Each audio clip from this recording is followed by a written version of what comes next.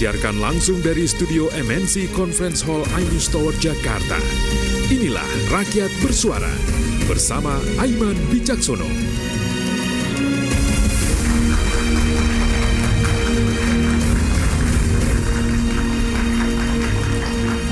Citra penegakan hukum kembali tercoreng. Ada skandal suap di kasus pembunuhan. Sebelumnya kita mendengar ada kasus suap ex-pejabat Mahkamah Agung Zarov Rikar yang di dalamnya ada kasus pembunuhan dengan terdakwa Ronald Tanur. 1 triliun rupiah, saya ulangi, 1 triliun rupiah ditemukan di rumahnya.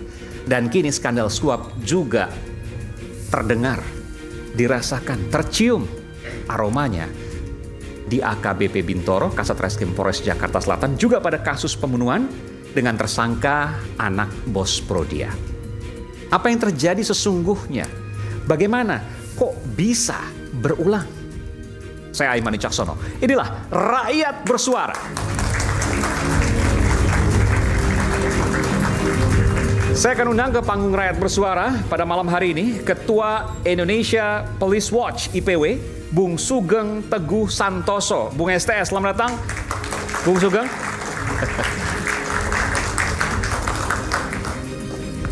Iya, silakan. Nanti saya akan tanyakan pada Anda, karena pertama kali kasus ini sebenarnya muncul. Ini agak unik. Bukan berdasarkan laporan dan sebagainya, tapi berdasarkan pengadilan dan kemudian disuarakan oleh Bung Sugeng. Nanti saya akan tanyakan. Kemudian yang kedua adalah Ketua Harian Komisi Kepolisian Nasional, Kompolnas, Inspektur Jenderal Polisi Purnawirawan Arief Wicaksono. Jenderal yang banyak sekali berkiprah dan bersekolah juga di luar negeri. Jenderal internasional. Silakan, Jenderal. Iya, sebelah kanan. Kemudian Direktur Eksekutif Lemkapi, Bung Edi Hasibuan. Ini kawan lama saya. Bung Edi, apa kabar Bung Edi? Terima kasih juga. Sama-sama mantan wartawan dulu. Oh, saya wartawan, dulu mantan wartawan dulu, Bang Edi ya. Kemudian ada psikolog forensik, Bung Reza Indragiri. Ini analis kita. Selamat. Dan nanti kita akan undang juga Bung Tony RM yang turut hadir juga beserta dengan keluarga korban, ya. Dan juga saya panggilkan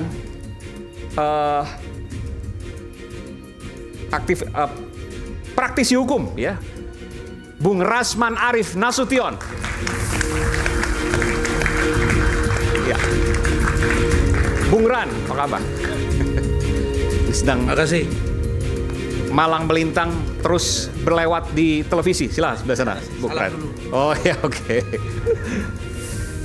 Dan langsung saya akan sapa ya, Romi Sihombing. Ia adalah penasihat hukum korban pemerasan atas nama AN, Arif Nugroho. Saya sapa Bung Romi, selamat malam. Selamat malam semuanya. Iya, selamat malam. Kita mendengar semua di sini, Bung Romi. Iya. Iya. Oke, saya ingin tanya Bung Romi, apa yang klien Anda lakukan sih? Jadi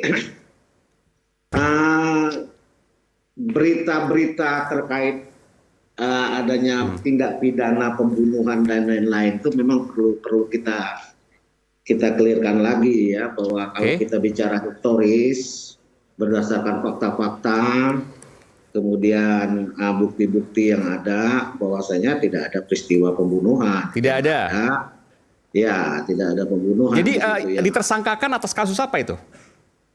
Jadi yang ditersangkakan itu berdasarkan LP 1179 ya. Di situ ada eksploitasi anak dan narkoba ya, penyalahgunaan narkoba. Yang sedang berjalan ini, yang sedang dijalani oleh klien kami, yaitu eksploitasi anak ini. LP 1179 atas nama pelapor, orang tuanya si Anissa ya. Intinya seperti itu. Ini Pak Radiman ya? Ya, bukan, Junaidi, atas nama pelapor Junaidi ya. Iya betul, maksud saya FA ini kan anaknya Pak Radiman. Bukan. Jadi yang berjalan ini sekarang atas nama laporan atas nama Anissa Putri. Betul, betul. Saya paham. Maksudnya begini. Lapornya bapaknya namanya Junaidi. Oke, kan yang bersangkutan meninggal. Bukan. Ini perkara yang maju sekarang, yang tahap 2 ini yaitu tentang eksploitasi anak. Jadi yang laporan Radiman itu sama sekali belum berjalan. Oke. Tapi yang kemudian selama ini ribut-ribut, suap dan lain sebagainya dikaitkan dengan kasus FA, betul? Dua-duanya. Jadi masing-masing orang tua yang meninggal itu namanya Prisa Aurelia, orang tuanya Radiman melaporkan adanya pembunuhan, dugaan pembunuhan. Iya. Sama kelalaian yang menyebabkan kematian pasal 359 KUHP. Baik. Ya. Itu tidak berjalan dan belum berjalan ya. Yang berjalan sekarang adalah LP 1179 ya, yang sudah tahap 2. Ya, yaitu atas nama pelapor Junaidi, orang tuanya Anissa Putri. Oke. Itu Mas Aiman. Anissanya tidak meninggal, betul. Tidak yang meninggal. FA. Itu yang belum berjalan. Sekarang yang baru berjalan baru Anissa Putri itu, AN ya. Ya. Oke. Kemudian sebelumnya tidak berjalan selama kurang lebih 5 bulan, betul 9 bulan ya, 9 bulan. 9 bulan. Lalu kemudian berjalan. Ya. Karena sudah menyerahkan sejumlah uang ke APH, aparat penegak hukum.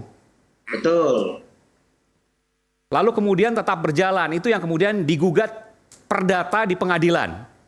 Betul, begitu ceritanya. Jadi jumlahnya berapa yang diserahkan? Menurut pengakuan dari klien kami, total semua kerugian ya, kalau kita bicara kerugian itu 17,3 miliar ya. Oke, termasuk ada mobil Lamborghini dan juga motor Harley Davidson.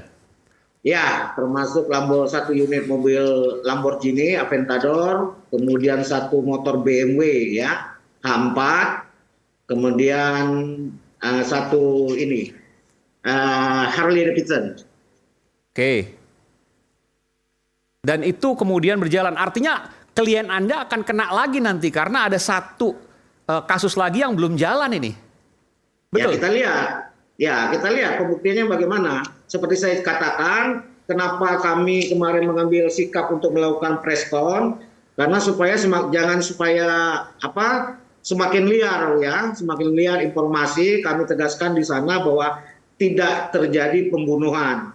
Yang ada, kalau perlu kita bahas di sini, bahwa klien kami ini mendapat telepon dari si Anissa ini. Ya, mempertanyakan kita gunakan inisial saja karena saya khawatir dia di bawah umur, betul ya? Ya. Oke, kita gunakan inisial AP saja. Ya, kita inisialkan AP ya, Anissa Putri ini AP ya. AP ini berkomunikasi dengan klien kami menanyakan posisi karena memang klien kami ini sudah langganan tetap dia. Intinya menanyakan posisi, kemudian mereka berjanji bertemu di Hotel Lee Mansion ya pada tanggal 22 April tersebut.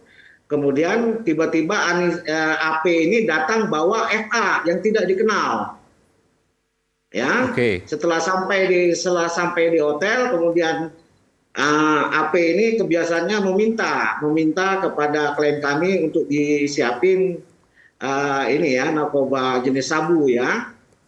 Nah, sewaktu mereka datang itu ternyata mereka sudah sakau dulu, sudah menggunakan dulu di luar.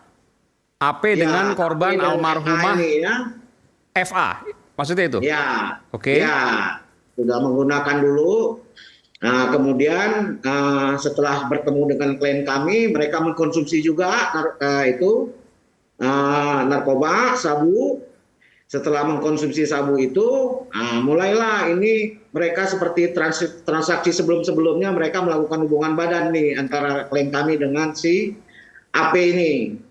Nah, sementara FA dan tersangka BH ya, tersangka BH ini mereka hanya ngobrol-ngobrol berdua karena tidak kenal dengan si FA ini.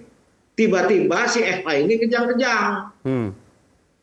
FA ini kejang-kejang karena overdosis, ya giginya gemelutukan apa semua, matanya melotot karena ketakutan. oleh si Bayu ini, dibawalah langsung dikirim ke rumah sakit. Sampai di rumah sakit ditinggalkan oleh saudara Bayu. Begitu kejadiannya. Oke, itu versi dari klien Anda. Sebelum saya tanya selanjutnya, saya tanya dulu, klien Anda ini anak angkat atau anak kandung dari bos Prodia?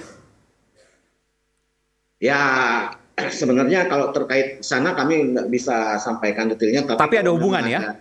Ya, ada hubungan lah. Oke, baik. Saya tanyakan, kebetulan di sini ada keluarga dari korban yang meninggal, yakni FA, Pak. Mohon maaf, Pak siapa?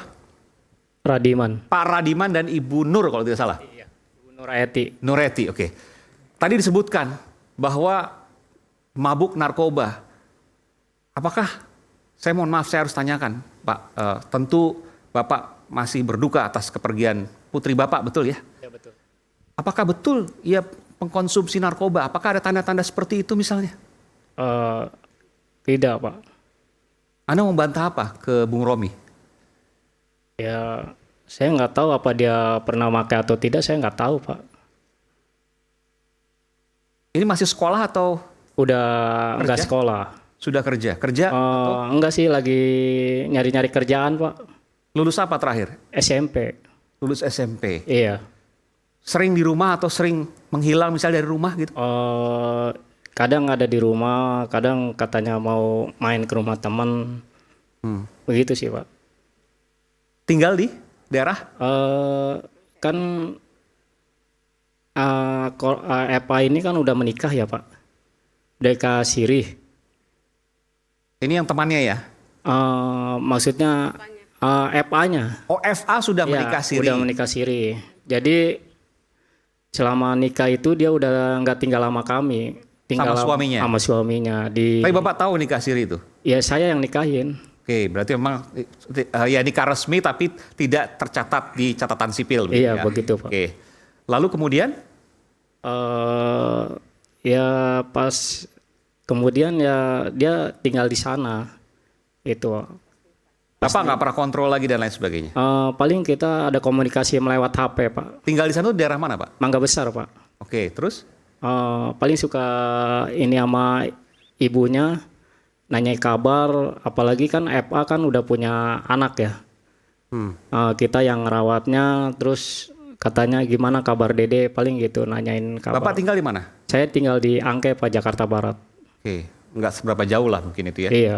Oke, tapi Bapak tahu nggak kalau anak Bapak tadi disebutkan misalnya sering mabuk narkoba dan lain sebagainya? Oh, nggak tahu, Pak. Nggak tahu.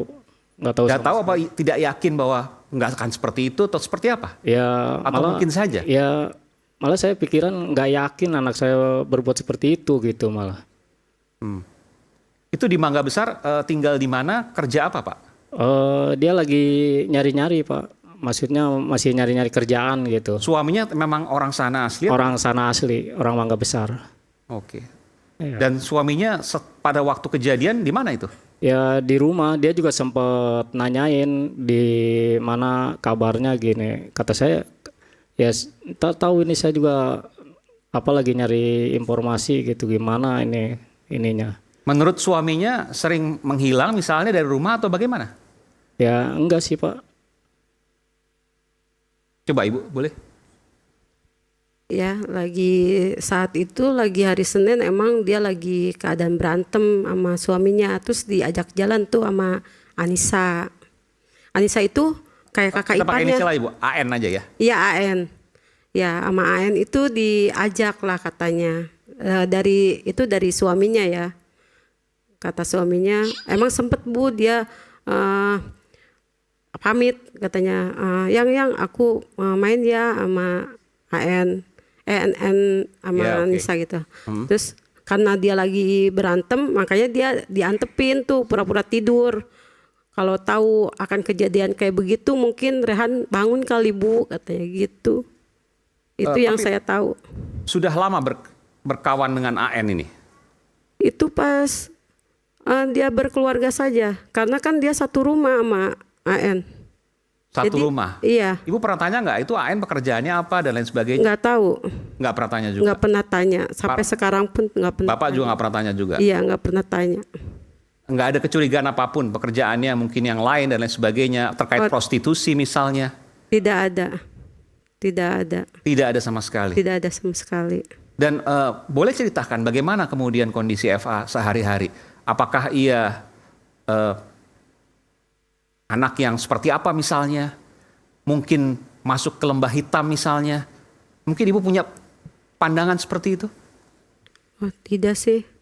Sewajarnya anak biasa saja. Lagi emang anaknya itu kan kalau soal berteman tuh terlalu tertutup ya. Kalau pulang sekolah ya lagi masih sekolah ya sekolah pulang. Paling kalau mau main kadang suka minta diantar sama bapaknya, teman sekolahnya, Pak. Kalau mau pulang pun minta dijemput. Pas udah nikah ya karena kita kan udah sepenuhnya tanggung jawab suaminya, ya udahlah, anak teteh ibu urusin sama bapak, asalkan urus aja teteh sama suami, yang penting mah akur-akur gitu. Sudah berapa lama menikah? Kalau emang kan dia kan hamil duluan ya Pak. Jadi oleh si suaminya ini? Iya, karena jadi baru berapa bulan gitu, pas 40 hari baru saya nikahkan. Karena tadinya kan ya udahlah, biarinlah hamil di luar nikah. Tadinya nggak bakalan saya nikahkan, yang biarkan dia sekolah lagi sama pesantren. Tadinya saya mau di pesantrenin di Gunung Bunder, karena keadaannya kata saya udah kita lahirin anak tapi nanti ibu yang asuh, asal teteh sekolah lagi. Ternyata kan suaminya tanggung jawab. Ya udahlah, kalau tanggung jawab, kalau teteh emang udah jalannya kayak begitu ya udah. Tapi nanti kalau udah 40 harian baru saya nikahkan. Akhirnya pas 40 harian si anak saya baru nikahkan. Jadi sekarang anaknya sama saya.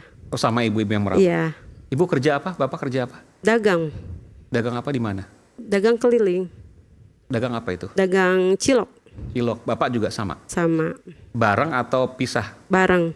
Pisah. Kalau maksudnya bareng-bareng, cuman wilayahnya beda-beda. Areanya beda-beda. Dan asli memang dari lahir di Angke, Jakarta Barat? Iya, kalau bapak. Kalau saya dari Jasinga. Oke.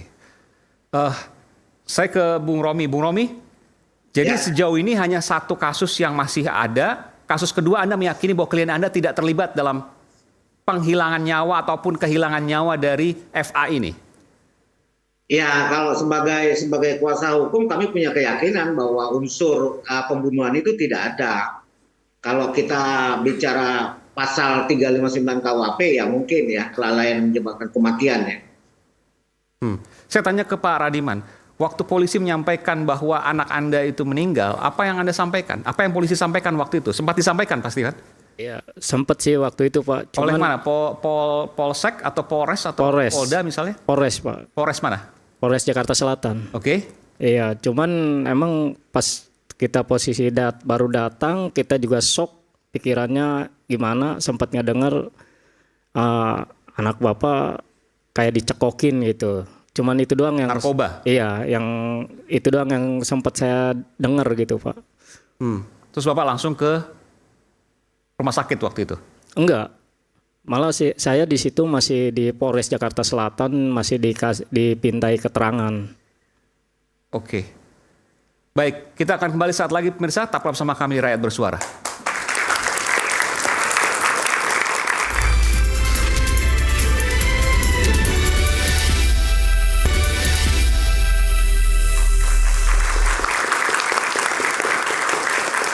Tadi saya coba menggali dari Bung Romi yang merupakan pengacara anak bos Prodia yang ternyata baru satu kasus ya. Padahal kalau dilihat, saya tanya ke Bung Sugeng Teguh Santoso. Kalau dilihat ini ada banyak kasus harusnya. Kalau memang, saya tanya dulu ke Bung Romi masih bersama saya. Kalau yang tadi AN tadi itu sudah menikah juga. Kalau FA kan sudah menikah. Kalau AN ini dalam data kami belum menikah ya. Belum menikah, oke, baik. Masih 17 tahun ya. 17 tahun, itu masih masuk anak gitu karena masih di bawah 18 kalau dalam undang-undang. Tindak pidana yang disangkakan kepada klien kami ini bisa berjalan ya. Baik. Sesuai ya. Jadi begini. Ini kalau dilihat kan awam saja sudah bisa melihat ada kasus banyak di sini. Satu, narkobanya. Yang kedua, memberikan narkoba pada anak itu kasus lagi, pidana lagi, betul ya? Betul. Lalu kemudian hilangnya nyawa 3. Lalu kemudian ada dugaan kekerasan terhadap anak. Memberi obat pada anak itu Betul. kekerasan. Dan yang kelima, saya nanti konfirmasi ke Bung Romi, ada juga diduga senjata api. Dan itu ada di depan anak. Artinya kan ada unsur pidana di sana. Saya ke Bung Sugeng. Ini banyak sekali tapi baru 1 kasus. 9 bulan lagi prosesnya. Apa yang terjadi, Bung Sugeng? Kami kan IPW ya, Iya. itu kan mendapat informasi ini karena adanya gugatan pertama. Kami dengar ada gugatan. Kami dalami, kemudian ada informasi sudah beredar rupanya berita juga ya. Kemudian kami dalami. Nah, kasusnya ini memang ada 2 kasus yang di Polres Jakarta Selatan ya. Nomor perkara LP 1181 matinya Firsa dengan pasal 338 dan 359 ya, dan juga pemberian narkoba ya. 1179 yang sekarang sudah dilimpahkan kepada kejaksaan gitu ya. Tetapi Senpi itu tidak ditunjukkan di depan anak, itu hasil penggeledahan. Jadi begitu tersangka ini ditemukan jenazah karena di rumah sakit, polisi melakukan penggeledahan. Ketemu Senpi itu. Tapi Anda setuju tadi, ada banyak kasus yang sebenarnya Oh iya, termaktub di sini. pasal pidananya itu banyak ya. Ada beberapa perbuatan, ini bisa disebut beberapa perbuatan, ini konsepnya kalau pidananya konkursus ini ya. Dan janggal, kok hanya 1 yang naik? Ya, 9 bulan lagi prosesnya. namanya unprofessional conduct di sana ya, dan bahkan mengarah kepada penyalahgunaan kewenangan ya. Karena kasus matinya seseorang ya tidak bisa kemudian dimandekkan karena adanya pencabutan ataupun perdamaian ya. Ini adalah pidana material, bukan delik aduan. Murni ini ya. Murni ya. Sehingga harus diselesaikan. Kan kasus ini menjadi mandek, salah satu alasannya adalah ya selain penerimaan sejumlah uang ya, itu adanya pencabutan perkara yang saya dapatkan informasi, dan juga pembayaran kompensasi kepada Pak Radiman ya. Ini adalah kesalahan proses, harusnya tetap diproses sebagai kasus pidana ya. Nah, mengapa kemudian mandek? Ini juga apakah alat-alat bukti yang ada diselesaikan, misalnya otopsi ya? Ada itu. Nah, ini yang harus ditanya, katanya ada ya, tetapi kenapa tidak dilanjutkan? Otopsi itu untuk matinya seseorang menjadi sangat penting. Sebab kematian itu nanti akan menjadi dasar siapa yang bisa dimintakan pertanggungjawaban dan apa sebabnya dia mati ya. Gitu ya. Dan setelah kemudian ini terbongkar, ternyata Bung Sugeng yang pertama kali kemudian menyampaikan ada uang belasan atau puluhan miliar. Saya mungkin harus konfirmasi. Ya. Di balik kasus ini yang membuat kasus ini lambat dan berhenti. Ya, itu informasi yang didapatkan dari gugatan yang kami bisa akses ya. Ada disebut nilai 5 miliar yang diterima oleh AKBP di dalam gugatannya. Ya. Tetapi dari pendalaman kami ya, itu transfer tunai ya, pendalaman kami transfer tunai itu ada 5 transfer ya. 500, 600 dari tersangka AN, kemudian 1 miliar dari istri AN, dan 1,5 miliar dari ibu AN. Itu anak bos Prodia itu ya? Oh, ibu, iya AN. AN itu anak sama-sama ya? Sama ada korban 2. ya. Ya, sama korban. Ya, F korban, AN juga korban. Ya. AN pelaku juga. AF pelaku. AF mungkin maksudnya tadi. AN juga, Arif Nugroho juga pelaku. Kalau yang korban Pak, pakai itu Pak. Ini AP, Pak. Anissa juga. Anissa Putri. pakai. Oh, AP ya. AP, Pak. Anissa AP. Putri. Ya. Ya, AP. Jadi seperti itu ya. Jadi di sini ada proses unprofessional conduct. Tapi saya duga macetnya ini karena pemberian uang. Macetnya karena pemberian uang. Ya. Administrasi kemudian dilengkapi hanya untuk alasan, ya. Alasan yang saya maksud itu adalah perdamaian dan juga pencabutan perkara. Ini kan tidak bisa dipenuhi dalam kasus matinya seseorang. Saya ke Bung Tony. Bung Tony, selamat datang Bung Tony. Anda pengacara dari Bung Radiman dan Ibu Nur ya? Iya, betul. Iya. Jadi ini belum diproses ternyata. Baru yang satu. Yang meninggal padahal anaknya dari klien Anda. Apa yang bisa Anda sampaikan di sini?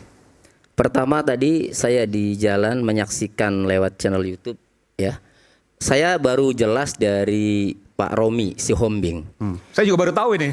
Ya, ternyata yang di unit PPA itu yang diproses dan sudah P21 bahkan sudah tahap 2. Arti tahap 2 itu berarti tersangka dan barang bukti sudah dilimpahkan ke kejaksaan. Ternyata LP 1171 79 Soal narkoba. Soal eksploitasi anak Iya. dan penyalahgunaan narkoba melibatkan anak. Oke. Berarti persetubuhannya ya, saya tidak tahu nih eksploitasi ekonominya karena seksual atau apa ya, tapi kan tadi menyebutkan eksploitasi saja. Nah, berarti kaitan dengan FA, klien kami, anak dari klien kami, ini sama sekali tidak diproses terkait pidana yang diatur dalam Undang-Undang Perlindungan Anaknya. Padahal kalau kami amati, kami cermati dari penjelasan AKBP Bintoro saat konferensi pers April 2024 lalu, meninggalnya FA ini ya, ditemukan 4 dugaan tindak pidana. 4. Oke. Pertama ya, ini meninggal masih anak ya. Kemudian yang kedua disetubuhi tanpa menyebutkan tuh yang disetubuhi itu apakah FA, apakah AP. Meskipun udah menikah tadi diakui, tapi siri. Ya, artinya pada saat kejadian sebelum meninggal kan yang disetubuhi itu siapa kan? Nah, jadi belum disebutkan, tapi ada persetubuhan terhadap anak. Yang ketiga ada narkoba. Karena jelas narkoba ini adalah alat yang mengakibatkan kematian, dicekoki. Yang keempat adanya senjata api. Nah, empat-empatnya itu ya, kalau saya menganalisa untuk Undang-Undang Perlindungan Anak ya, sebelum saya tahu bahwa itu dieksploitasi, saya melihatnya ada 2 pasal dalam Undang-Undang Perlindungan Anak yang bisa diterapkan terhadap 2 pelaku itu. Pertama adalah pasal 81 ayat 1 ya, kekerasan memaksa anak ya dengan ancaman atau ancaman sehingga terjadi persetubuhan. Ancaman hukumannya itu 5 tahun minimal, paling lama 15 tahun. Yang kedua pasal 89 ayat 1, penyalahgunaan narkoba dengan melibatkan anak. Jelas itu. Karena dicekoki berarti penyalahgunaannya melibatkan anak. Tapi saya tidak tahu ini kan, diterapkan tidak pasal tersebut sampai P21 sampai tahap 2 itu. Karena sampai saat ini ya, terus terang kami belum pernah, keluarga korban belum pernah menerima SP2HP. Jadi kasus ini gelap nih. Iya. Nah, kemudian itu baru Undang-Undang Perlindungan Anak kan. Kemudian untuk kasus narkobanya lebih masuk lagi sebenarnya. Diatur di dalam pasal 116, menyalahgunakan narkotika golongan 1 terhadap orang lain. Arti terhadap itu orang lain itu tidak menghendaki. Persis apa yang dikatakan AKBP Bintoro, dicekoki. Ya. Atau memberikan narkoba untuk digunakan orang lain. Nah, ini dikehendaki, tapi tetap barangnya dari orang tersebut. Mengakibatkan orang lain itu mati atau cacat permanen, maka dipidana penjara pidana mati atau penjara seumur hidup. Tetapi sampai hari ini pasal itu tidak diterapkan. Kami belum pernah mendengar. Karena mengakibatkan mati jelas FA mati. Kalau mengakibatkan cacat permanen jelas AP itu cacat, Pak. Ini bibirnya ini bolong, Pak. Saking kencangnya ya, itu overdosis, itu gigit bibir bawah itu bolong. Ada sebesar ini jari dan udah ditambal. Artinya sampai sekarang juga cacat kan? Tapi tidak pernah tuh diterapkan. Itu pasal yang berat. Kemudian senjata api ya, katanya ditangani Polda Metro. Sampai sekarang juga tidak ada kabarnya. Nah, malah laporan klien kami 1181 ya, malah dibuat pasal 338 pembunuhan dan atau 359. Jadi kalau saya melihat mengutip atau menanggapi dari Pak Sugeng, ini sepertinya mandek karena ada perdamaian. Analisa saya bukan. Ini menurut saya dikondisikan sebelum adanya perdamaian dengan bukti menerapkan pasal 338 dan atau 359. Akan saya jabarkan. 338 dan 359 ini ancaman pidana yang tidak ada minimalnya, Pak. Beda dengan Undang-Undang Perlindungan Anak, Undang-Undang Narkotika minimal 5 tahun, paling singkat 5 tahun, paling lama 15 tahun. Nah, ini 338 dan atau 359, 338 paling lama 15 tahun, 359 paling lama 5 tahun. Itu soal apa itu? Itu kelalaian yang mengakibatkan matinya orang.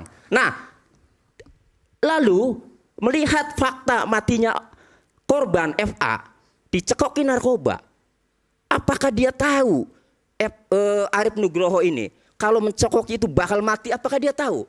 Apakah dia niat? Apakah dia sengaja? Saya bukan dalam hal ini, saya harus objektif. Belum tentu juga dia niatnya membunuh. Sementara pasal 338 harus ada niat dengan sengaja merampas nyawa. Niat itu begini, kita ketahui ini kalau saya bacok lehernya putus, ini mati nih.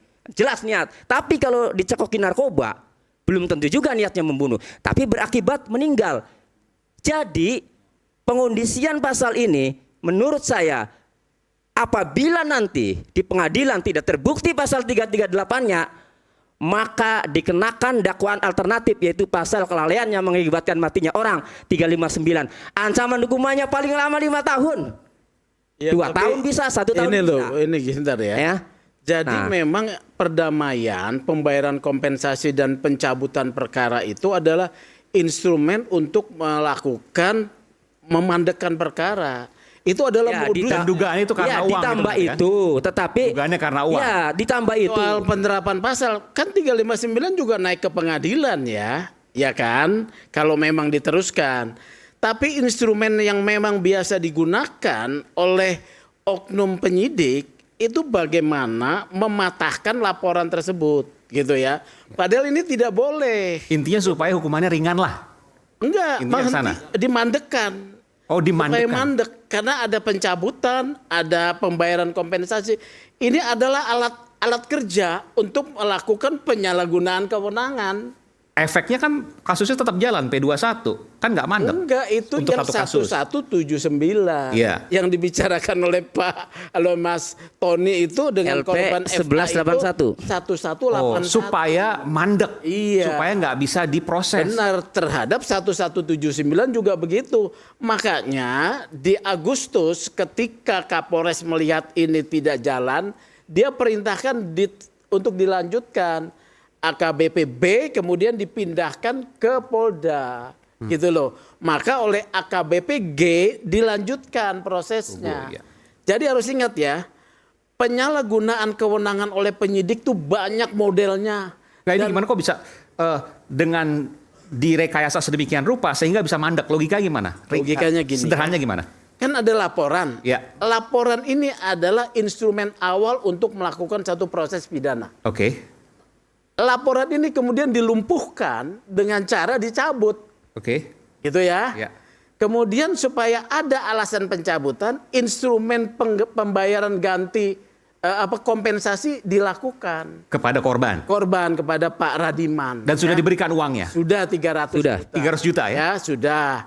Jadi ini adalah alat kerja untuk menyalahgunakan kewenangan. Jadi yang jalan hanya kasus yang perempuan yang satu Enggak lagi. juga, dua-duanya berhenti. Nanti Gitu bahkan loh. tapi beda P21. Nah, Agustus 2024 dipindahkanlah AKBP B menurut informasi karena tidak menindaklanjuti kasus. Oke. Dia dipindahkan ke Polda diganti oleh AKBP G. Oke. Oleh AKBP G diteruskan, bahkan kemudian ditangkap lagi nih. Ya. 2 orang. Nah, di sini terjadi lagi penangguhan lagi dengan kemudian memberikan sejumlah uang. Oke. 1179 pada 16 Desember jaksa sudah menyatakan P21. 1179 ya. 17 Desember penyidik memanggil 2 tersangka. tetapi tidak hadir, baru pada 21 Januari ditangkap. Ya. Sebetulnya kan harus ditangkap dekat-dekat, tetapi karena sudah menerima uang untuk penangguhan penahanan, dia melambatkan AKBPG ini, ya. Jadi di sini rangkaian penyalahgunaannya itu berurut-urut, ya, berturut-turut, ya. Jadi ganti pejabat tetap berlangsung Iya. suap itu dugaannya ya. Jadi ada penangguhan, menahan, tidak menahan, ini komoditi, ya, digunakan oleh oknum-oknum penyidik, ya, komoditi untuk mendatangkan uang, ya. Jadi disinilah pentingnya pengawasan baik Kompolnas, Propam, ya, dari pengawasan atasan. Dan kalau didiamkan, maka kasus meninggalnya FA tidak akan bisa dikasuskan. Akan diam. Ini kan jadi ramai karena kita angkat, ya. Jadi kehilangan nyawa dari anak Pak Radiman dan Ibu Nur, kliennya Pak Tony, nggak akan naik kasusnya kalau ini didiamkan. Ya, makanya kalau saya setelah ternyata tersangka ini anak angkatnya bos Prodia, saya jadi berpikiran seperti tadi. Jangan-jangan penentuan pasal 338, ya, ini ditentukan sejak awal karena ini orang kaya kan. Nah, sehingga saya sih nih tadi baru saja saya dari Polres Jakarta Selatan, ya, untuk diperiksa sebagai saksi pelapor untuk BAP lanjutan. Karena sudah dikirimkan ke jaksa, dikembalikan lagi ada petunjuk. Dan tadi ketika lihat meninggalnya karena dicekoki narkoba, apakah masuk nih unsur pembunuhannya? Jadi kesimpulan saya, ya, ini mandeknya bukan hanya setelah ada perdamaian, niatnya ketika menentukan pasal yang jelas-jelas, ya, berpendapat saya belum tentu masuk unsur pasal 338 diterapkan. Ini kan menurut saya suatu cara kan, ya. Nah, ditambah lagi adanya perdamaian. Oke, sehingga jadi ada alasan lah. Intinya semua direkayasa karena uang. Dikondisikan. Ya direkayasa sama aja kan. Karena uang itu dugaannya kan. Itu dugaannya. Nah, oleh karenanya pasal 116 ini Undang-Undang Narkotika, ya, kami minta agar Kapolri atau Kapolda, ya, atau Kapolres agar mengumumkan prosesnya sejauh mana, ya. Undang-undang narkotikanya, penegakan hukumnya, dan senjata apinya, Undang-Undang Darurat nomor itu masih menggantung tahun 1951. Isu hangat kadang bikin penat, apalagi kalau kita tidak bisa mencerna dengan cermat. Jangan lupa cangkir kopi hangat yang nikmat untuk menemani kebersamaan dalam program Rakyat Bersuara. Kami akan kembali bersama Rakyat Bersuara.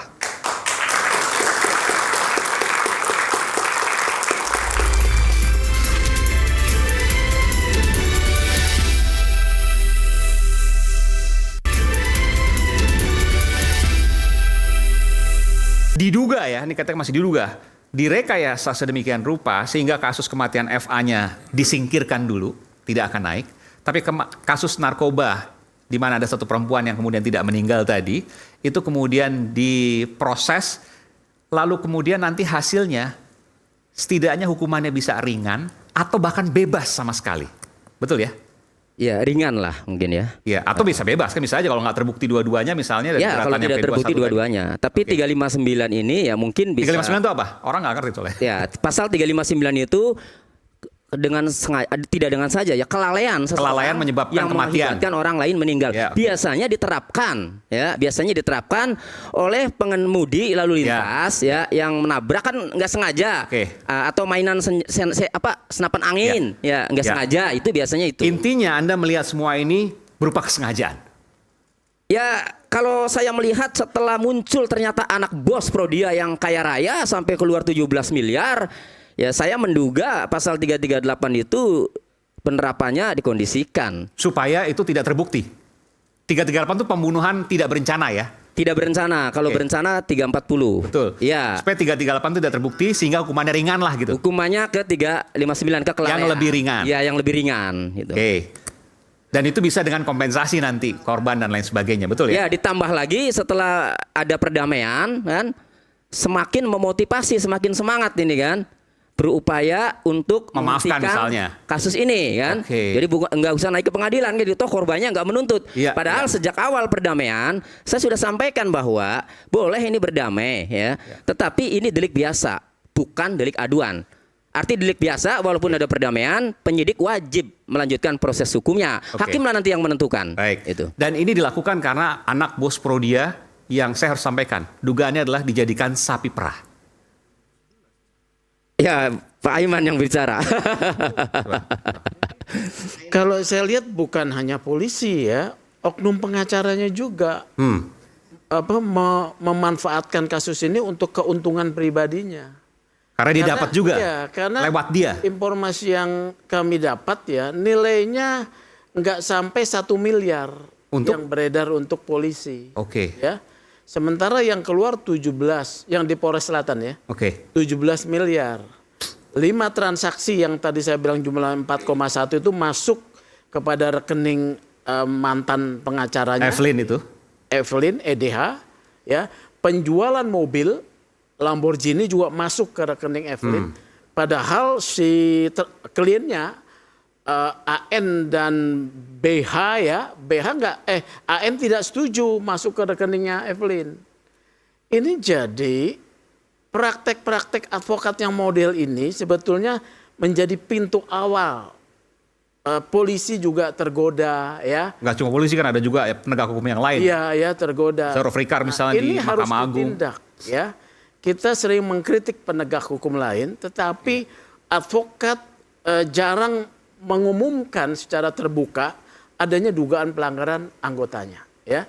Jadi menurut saya ini harus tindak. Nah, bagus kuasa hukum yang baru melaporkan di Polda Pak dengan LP nomor 612 ini pintu untuk menyelidiki peran advokatnya yang menurut saya mengambil uang lebih banyak menjual nama polisi. Saya ke Bung Rasman. Iya. Anda punya pendapat apa tadi apa yang kemudian disampaikan oleh Bung Tony dan Bung Sugeng? Pertama saya mengucapkan terima kasih karena Bung Aiman ini satu-satunya orang Indonesia bersama Pak Haritano yang menyaksikan pelantikan Donald Trump.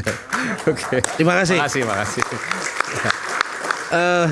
Saya ingin menyampaikan mungkin malam ini saya akan lebih pada kecenderungan berpikir benar-benar netral memandang kasus ini. Kenapa? Begitu. Emang biasanya nggak netral, Bang? Kadang-kadang saya dipersepsikan terlalu membabi buta membantu Polri. Oke. Nah, jadi ini saya pertama berharap kepada Pak Sugeng, IPW itu juga harus membangun komunikasi yang baik dengan aparat kepolisian. Sehingga informasi itu tidak saja didengar dari satu pihak, tapi juga masuk dari dua pihak. Masalah bagaimana tingkat atau kadar keyakinan kita terhadap penjelasan Polri atau korban, bahkan pengacara, itu tergantung kita yang menyaringnya. Gitu. Nah, jadi begini, saya sudah komunikasi langsung dengan Kapolres Metro Jakarta Selatan, Saudara Kombes Pol Ade Rahmat. Kenapa saya komunikasi? Ini bukan karena saya diundang malam ini. Itu 3 hari yang lalu. Saya tanya beliau, Pak Kapolres, ini ada sebutan 400 juta yang katanya diserahkan kepada Kapolres. Ya, Bung Romi waktu itu sampaikan sempat. Ya. Dan saya kenal dengan Gogo Galesung itu. Kanitnya juga saya kenal, Zakaria. Juga kena. Sekarang di Patsus. Tapi yang saya mau katakan bahwa persoalan kematian anak dari rekan kita, klien dari saudara Tony, pasti membuat rasa keprihatinan yang mendalam. Tapi satu poin yang tidak boleh kita lupakan, saya jawab sekarang di sini, bahwa Kapolres Ade Rahmat lah orang yang dengan tegas mengatakan tidak ada toleransi karena ini nyawa manusia, maka wajib lakukan pemberkasan ke kejaksaan. Saya tanya, apa buktinya? Dia bilang, Bang, sayalah orang yang mengusulkan agar AKBP Bintoro dipindahkan dan atau dicopot. Dan itu dilakukan oleh pimpinan. Kasus itu kenapa dia minta diganti? Karena memang ada tawaran itu datang kepada saya. 400 juta itu. Dan saya menolak. Lalu kemudian berganti dengan AKBP Gogo Galesung. Di situ juga prosesnya sama. Juga dilakukan proses yang dilakukan upaya transaksional. Dan itu memang dari cerita yang berkembang itu sepertinya ada pembicaraan yang intens antara pengacara dengan penegak hukum. Dalam hal ini Kasat. Dan Kanit. Dan Pak Kombes Ade ini mengatakan bahwa termasuk Kanit PPA pun dia yang mengusulkan diganti. Kayaknya Bang Rasman jadi jubirnya Kapolres nih. Kan saya sekarang berada di posisi yang menilai. Ya Anda kan bukan jubirnya Kapolres ya. Sebentar dulu. Yang mana yang janggal Bung Sugeng? Mungkin Anda mau Sebentar sampaikan. Ya dong, kan posisinya sebagai praktisi. Saya enggak itu, Sebentar. tapi saya cuma menyatakan itu aja. Ya, silakan aja. Pak Sugeng ini adalah saksi ahli advokat yang diminta oleh Bareskrim Mabes Polri yang mengatakan bahwa saya melanggar sebagai seorang lawyer sehingga bersidang di pengadilan. Bapak harus tanggung jawab kata-kata itu. Bapak akan debat dengan saya di pengadilan. Saya akan nilai itu. Sebentar. Itu kan Jadi saya apa, di luar konteks ini ya. Bukan. Bentar dulu dong saya Di ngomong. luar konteks ini gimana Anda ya? ngomong sebentar dulu. Ya, ini gimana nih konteksnya nih? Gimana kita nih? tetap di konteks. Itu Saya forumnya mau nanti bicara di pengadilan, begini, ya. makanya dengar dulu baik-baik. Anda tadi mengkritisi Polri. Oke? Nah, sekarang saya berada di pihak di mana Polri menurut saya melakukan dua hal. Satu, masih ada petinggi Polri yang ingin kasus ini lanjut dan terbukti lanjut. Anda baca Satu. nggak rilisnya Satu poin. IPW terkait Saya ngomong dulu Kapolres, dong, Bung ya. Aiman. Ya. Beliau ngomong dari tadi, saya diam terus. Enggak. Anda kan ada apa? Kok saya ngomong Anda batasi? Ya. Anda baca nggak rilis saya bahwa juga pernyataan saya tadi Begini aja. bahwa Pak Kapolres itu yang meminta kasus ini ditindaklanjuti ya, memindahkan itu kan saya udah sampaikan ya. Kalau Anda sampaikan, saya sampaikan yang lebih tegas. Sekarang saya tanya, Anda bicara nggak dengan Kapolres? Kalau saran Anda saya komunikasi dengar ya. dulu. Saya tidak perlu bicara ya. Dulu. Saya bisa dapat bicara dari informasi. Kapolres langsung. Anda bukan juru bicara Kapolres. Yang bilang juru bicara siapa? Substansi yang Anda Nah, sampaikan. sekarang saya tanya, Anda juru bicara siapa? Loh, saya juru bicara dari IPW. Ya, saya juru bicara dari seorang advokat yang peduli pada penegakan hukum. Dan saya tidak ingin Polri diruntuhkan secara konstitusional. Kalau pribadi yang salah, hukum yang bersalah. Itu dia. Gimana sih Anda ini? Bahwa saya Makanya ini dengarin dulu tidak saya sedang ngomong. meruntuhkan Bos, Polri. saya akan buka hari ini di sini bagaimana juga Polri berlaku tidak adil bahkan terhadap saya. Makanya dengerin dulu dong kata-kata saya. Saya katakan bahwa Kapolres Metro Jakarta Selatan ingin kasus ini dilanjutkan dan dia bahkan mengusir keluar kalian dari sini. Karena kasus ini masalah kematian, tidak ada tawar-menawar dengan nyawa manusia. Dan lanjut. Nah, perkara pasal yang disebut tadi, inilah Pak yang mau saya sampaikan. Ada fenomena baru sekarang di Republik ini, Pak Kompolnas. Saya tadi bicara dengan beliau, ini masih baru. Saya sampaikan, Kompolnas yang lama kayaknya nggak greget, yang sekarang ini greget. Nah, sekarang saya sampaikan. Ada sekarang fenomena baru bahwa mengatur kasus bukan dari atas, tapi dari bawah, Pak. Saya banyak menemukan kasus justru pimpinan itu disajikan dari bawah dan pimpinan terjebak bahkan nurut dengan anak buahnya. Kalau dulu ceritanya dari atas, Bang Reza, sekarang dari bawah dan itu saya sendiri merasakannya. Nah, karena itu saya katakan di sini, Polri harus melakukan pembenahan secara institusional dari pejabat tertinggi sampai dengan Kapolsek, Pak. Dan ini saya sampaikan kepada Irwasum.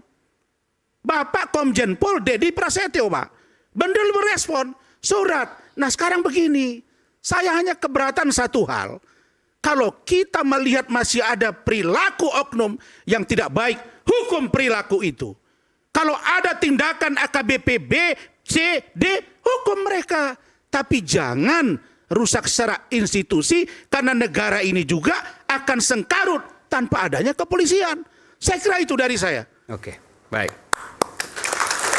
Bung Tony ada komentar sini? Bung Tony, ada komentar soal ini? Cukup? Ada, silakan. Tidak ada. Oh, tidak ada. Oke, Bung Edi dulu. Bung Edi. Ya. Ada yang mau sampaikan, Bung Edi? Ya, pertama tentu saja ini kita prihatin ya. Tapi Anda setuju dengan apa yang disampaikan tadi? Bahwa ada dugaan rekayasa, saya nggak tahu mulai dari mana, tapi dari kasus ini untuk hukuman ringan dan bahkan bebas. Dan yang korban yang meninggal tidak akan pernah kemudian mendapatkan keadilan.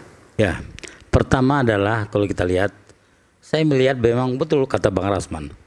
Jadi kasus ini sebetulnya, ini antara pengacara dan oknum itu bermain di bawah, mengatur mereka ini. Kalau terjadi demikian, yang terjadi adalah harus ada pengawasan yang kuat dari seorang Kapolres. Harus ada pengawasan yang kuat terhadap Kapolda. Kalau Kapolda mungkin terlalu tinggi. Tapi Kapolres punya tanggung jawab terhadap apa ini. Jadi kalau misalnya terjadi ada permainan, ada persengkongkolan misalnya. Apa yang terjadi kemarin kalau kita lihat, itu kalau saya melihat ini munculnya dari pengacara. Mengajak bagaimana caranya, seperti ini bagaimana caranya, ya ada upaya-upaya itu kalau saya lihat. Jadi kalau misalnya terjadi. Dan Anda meyakini bahwa uang yang besar itu diambil oleh pengacara? Kita tidak tahu apakah mereka ya, tapi yang pasti adalah ini terjadi karena ada persengkongkolan antara pengacara dan juga oknum di sana.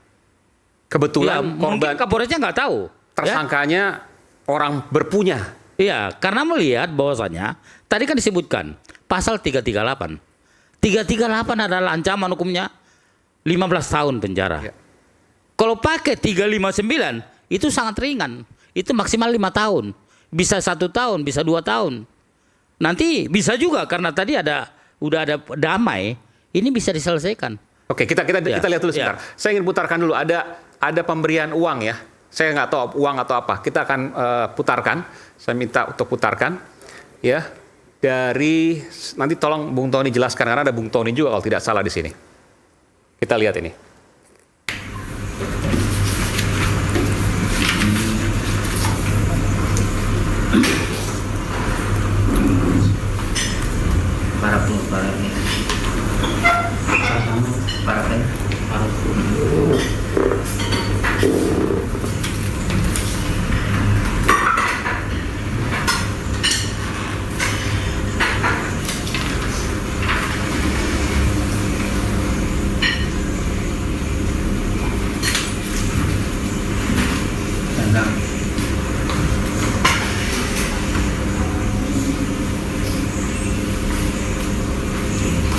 Ini ada Evelyn.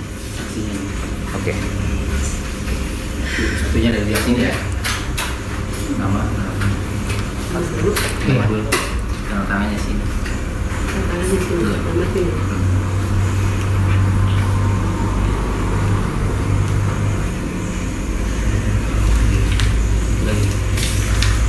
Iya. Sekalian bisa menjelaskan Bung Tony, silakan.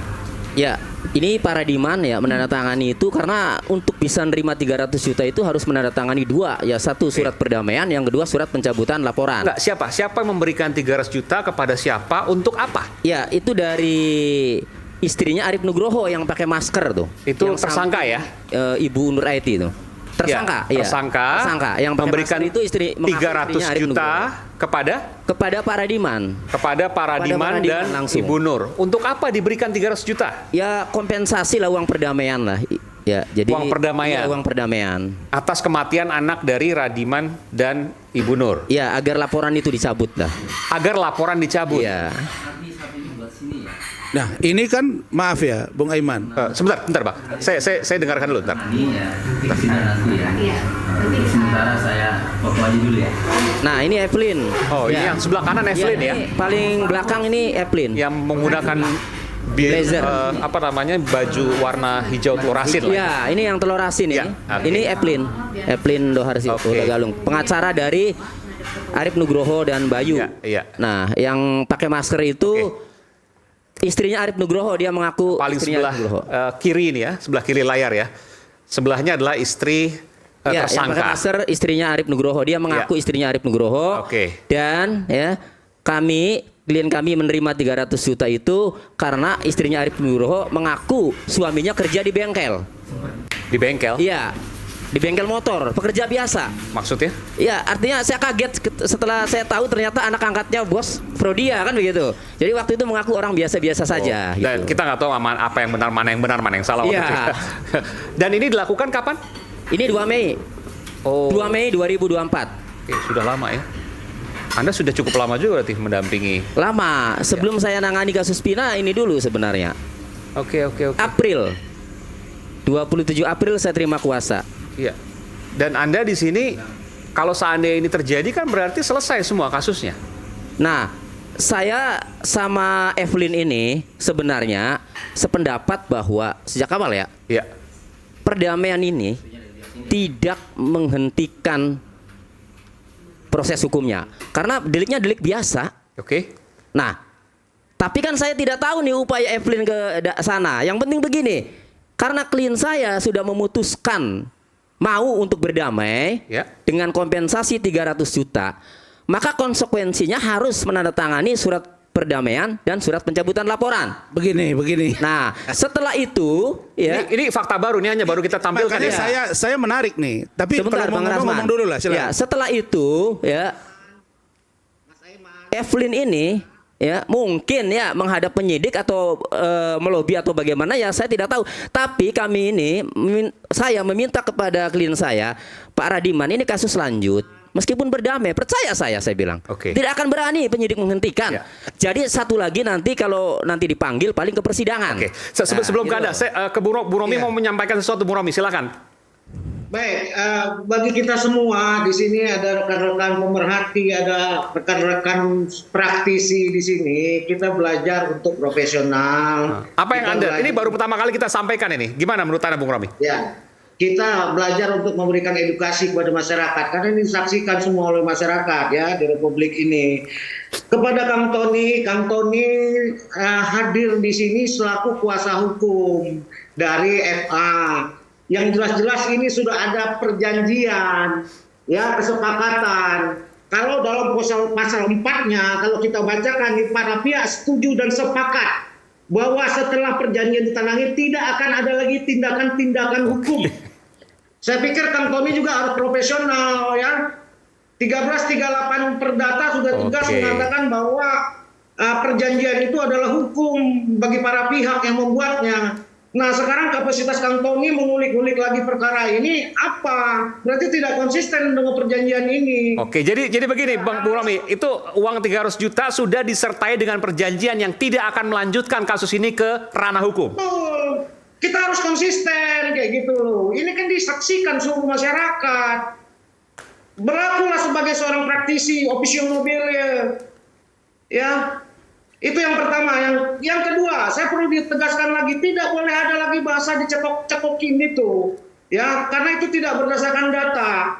Ya, yang ada adalah sama-sama menggunakan keikhlasan. Kalau dicekokin berarti ada pihak yang satu yang menolak, satu yang memaksa. Sementara ini adalah kesepakatan bersama untuk menggunakan, mengkonsumsi ya. Ketiga, perlu saya sampaikan, kalaupun memang perkara ini berjalan, kita tidak boleh bersaudon kepada polisi. Kita harus positif thinking juga. Kenapa kita harus positif thinking? Ya, proses sangkaan pembunuhan ini harus dibuktikan memenuhi unsur apa tidak. Itu melalui proses lidik dan sidik. Intinya perlu waktu yang panjang, yang sampai sekarang mungkin. Ya, saya positif thinking nih ke polisi. Mungkin perlu pembuktian bukti, alat-alat bukti yang cukup untuk memajukan perkara ini. Sementara perkara tentang eksploitasi anak itu sudah berjalan, sudah lengkap, sudah terpenuhi unsur-unsur dan alat bukti yang dimiliki sudah cukup untuk P21.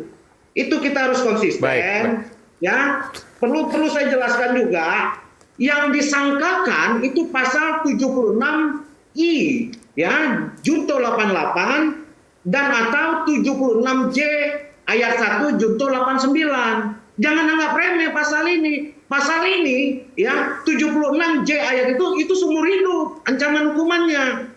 Ya, pasal 76 itu 10 tahun. Ya, jadi saya pikir tidak ada yang dilewatkan. Ini semua berjalan. Baik, Bu Romi. Jadi ini terungkap semua ini. Ya, ini terungkap semua. Artinya pemberian 300 juta itu untuk perdamaian, tidak mengusik-usik lagi di ranah hukum. Betul ya? Saya udah nggak sabaran nih. Ya. Sebentar Bung Tony, saya dulu. Pak, ya, ini ditonton publik. Iya. Ya. Saya jawab ya. Kalau memang sudah ada perdamaian tidak kulik-kulik, kenapa harus kulik-kulik lagi? Baik. Ya baiknya diam saja, saksikan. Kalau memang perdamaian itu tidak membuahkan SP3, ya sudah, jalani saja. Intinya seperti itu. Maaf ya, kami bukan mendampingi tersangka ini dari awal penyidikan, tapi kami masuk dari P21. Tapi sebagai selaku praktisi, kami bicara by data, ya. Iya. Kami bicara by data. Dan Anda punya perjanjiannya tadi ya. Oke. Anda mau bantah dulu nggak, Bung Tony, perjanjian itu? Sebentar ya, Bang Rasman ya, biar nyambung. Jadi gini. Nggak, Anda mau bantah dulu nggak perjanjian itu bahwa 300 juta ada klausul pasalnya tadi bahwa tidak akan mempermasalahkan kerana hukum. Ya, jadi yang sekarang, iya atau tidak itu? Yang sekarang melanjutkan perkara itu kan penyidik, bukan saya. Ya, tapi pasal itu ada. Ada. Oke, baik. Ada, cuma kan di situ ada kalimat menjamin tadinya. Kalau menjamin itu nanti ya disalahkan ketika proses masih lanjut. Oleh karenanya saat itu saya coret klausul yang menjamin. Kenapa saya katakan? Kenapa saya katakan ini dicoret ya? Karena yang berwenang untuk menghentikan dan melanjutkan itu penyidik, bukan klien saya. Oleh karenanya dicoret. Artinya setelah perdamaian itu terjadi, silakanlah itu kewenangan penyidik. Nah, saat itu kami pasif nunggu saja. Kalau memang dipanggil lagi ya kami datang. Kalau memang di persidangan ya kami datang. Nah, pada tanggal 24 September, sebentar ya Bang Hasan. 24 September 2024, kami dapat panggilan lagi dari Polres Jakarta Selatan. Ternyata setelah diperiksa, saya tanya, Pak ini perkara lanjut? Oh lanjut ini. Waktu itu AKBP Gogo Galesung ya, kasatnya. Sejak 24 September 2024, saya mengetahui perkara itu lanjut karena berkasnya mau dilimpahkan ke kejaksaan. Itu. Jadi saya tidak tidak memungkiri perdamaian itu, tetapi karena ini delik biasa, ya biarkanlah itu nanti hakim yang memutuskan. Itu. Intinya ada 300 juta dan ada perjanjian di mana tidak akan melanjutkan proses hukum. Nanti kita akan ke Bung Rasman, ke Pak Ketua Harian Kompolnas. Sesaat lagi kami akan segera kembali di Rakyat Bersuara.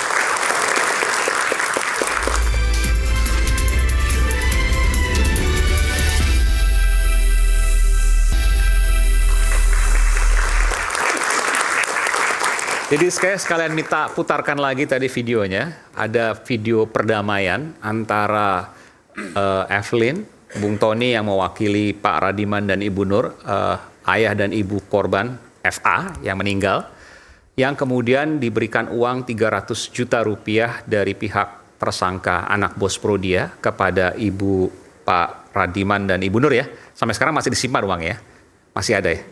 Oke, mungkin sudah digunakan. Oke. Dan kemudian ada klausul pasal yang menyatakan bahwa tidak akan mempermasalahkan secara hukum di dalam perjanjian itu. Betul ya? Betul, Anda mengakui. Dan ini artinya kalau hanya kasus yang kemudian ada seperti ini, maka di bayangan awal ini bisa bebas tanpa ada kasus apapun. Saya ke Bung Rasman, silakan. Baik. Nah, ini tuh Bang Sugeng, abang saya. Yang abang bilang tadi, saya duga keras dialamatkan kepada Tony. Tony harus bertanggung jawab dengan kejadian ini. Tidak mungkin ibu ini paham. Yang namanya 300 juta, saya tanya ibu sekarang, mohon dijawab dan bapak.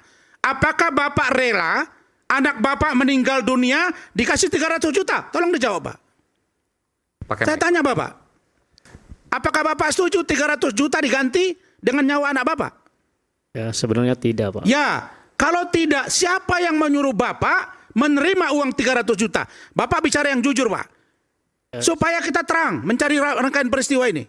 Ya sebenarnya sih nggak ada yang menyuruh ya. Nah terus bagaimana ceritanya bisa nongol 300 juta, Pak?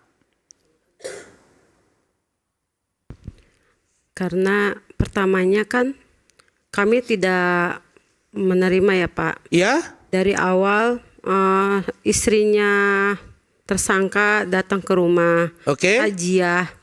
Dan kami pun tadinya tidak mau menerima karena kita tuh takut ya. Belum pernah megang uang sebesar itu. Ya. Tiba-tiba dia ngasih. Aku bilang ini uang apa? Nah, dia datang ke rumah ibu didampingi pengacara Tony atau dia belum. langsung? Tidak. Apakah sebentar Bu? Apakah ibu sudah bicarakan dengan pengacara Tony uang itu? Belum, sebelumnya kita belum pakai pengacara. Ya. Tapi waktu saudara terima uang itu ada pengacara Tony? Ya, saat itu dia menawarkan yang dia kan 3 kali ke rumah ya Pak. Ya. Ya Pertama tadi. itu siapa maksudnya? Keluarga dari tersangka. Terus udah gitu dia ngomong gini, Bu, kita berkeluargaan aja ya. Soalnya saya juga kan punya anak seusia cucu ibu. Anak kami butuh ayah dan kami pun orang biasa. Dan kita ngelihat juga istrinya kan seperti batin gitu. Dia tuh sampai kurus badannya kayak menahan batin. Jadi saya tuh merasa iba. Nah, sebentar Bu. Ya. Bu. Ya. Rasanya berat diterima nalar saya. Anak ibu meninggal dunia. Lalu kemudian datang orang nawarin 300 juta dengan alasan kurus anak ibu segala macam. Ibu, bentar Bu. Bu, mohon maaf. Ibu kalau bicara berbohong di sini bisa pidana, Bu. Keterangan palsu. Dong, sebentar, saya bicara dulu. Sebentar. Ada Bang, ancaman-ancaman lah. Bang, nggak pidana, udah, cerita aja. Itulah Bang. Saya kan mau bertanya, Bang. Selama masih baik-baik oke. Kalau udah nggak baik-baik nanti saya potong. Inilah yang tidak bisa kita melihat sepotong-sepotong. Apa yang mau Anda sampaikan? Itulah Rasman? hebatnya rakyat bersuara, menampilkan hal ini sehingga terbuka mata. Oke, saya lanjut. Bung Tony, Anda kan tahu, Anda ini orang yang juga main di media sosial, sangat getol, nanti biar didalami sama Bang Reza sebagai ahli forensik. Saya yakin beliau sudah berubah wajahnya tadi. Ada apa dengan Tony? Yang selama ini kita sangat simpati dengan Adinda. Tapi kejadian ini membuka tabir bahwa dengan perjanjian yang kalian lakukan, bahwa kasus ini kalian setuju untuk dihentikan dengan banter 300 juta. Coba jawab pertanyaan saya. Bukankah itu maksudnya? Makanya Anda jangan langsung ngomong ini Tony harus bertanggung jawab. Loh. Anda tahu tidak saya terima kuasa itu bagaimana awalnya? Loh, sekarang Anda tahu tidak? Sebentar. Anda tahu tidak? Saya baru tahu ini. Nah, kalau tidak tahu, jangan mengatakan saya bertanggung jawab. Kita baru Anda terima gimana sekarang sih? atau tidak? Masih bagus Dengar Anda dulu. tanya. Diterima Bagaimana atau tidak saudara Tony sekarang? Sebentar. terima kuasa. Sebentar ya. Sekarang saya mau ngomong Sebentar. ini. Mau jawab Anda. Sebentar. Paham? Anda harus diperiksa. Periksa Saya sana. minta Anda, saya akan laporkan Anda ke kode etik organisasi Anda.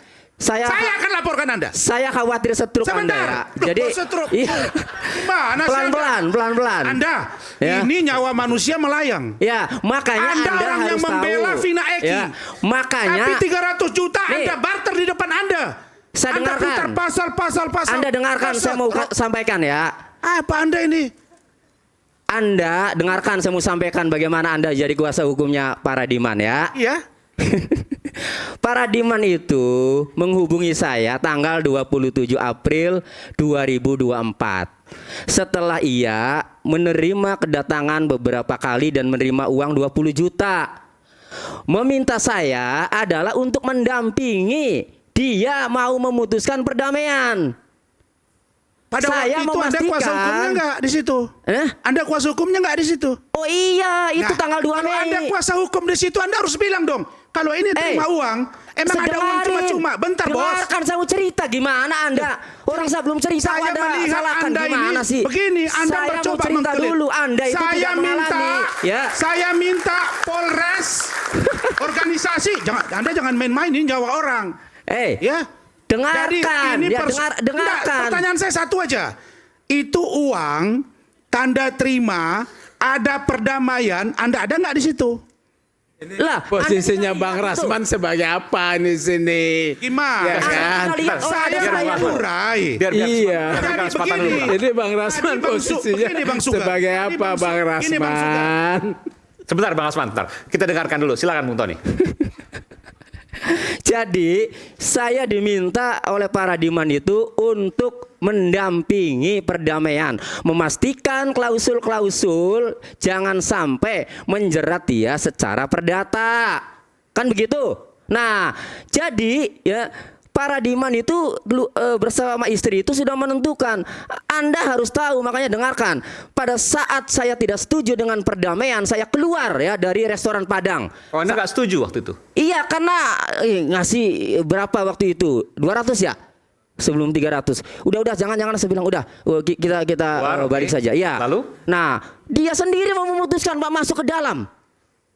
Terus untuk dikasih? memutuskan mau gitu loh, untuk memutuskan. Ditambahkan lagi 100 juta lagi Ya. di 300 juta. Nah, jadi dia ini Pak saat itu ya. Anda sebentar, ini penting. Waktu itu Anda katakan apa? Pak, nggak usah tanda tangan. Kalau saya jangan berdamai dulu, biarkan saja dulu kan. Oke. Karena dia ini ya, si tersangka ini yang istrinya ini Ya. ya kan hanya menawarkan terakhir itu 200 juta Oke, di restoran keluar. Padang. Oke. Nah, saya tinggal, maksud saya sudahlah kan, nanti juga kalau memang dia itu benar-benar nanti pasti akan menghubungi lagi ya. Tapi dia pinginnya hari ini nih kelar gitu loh.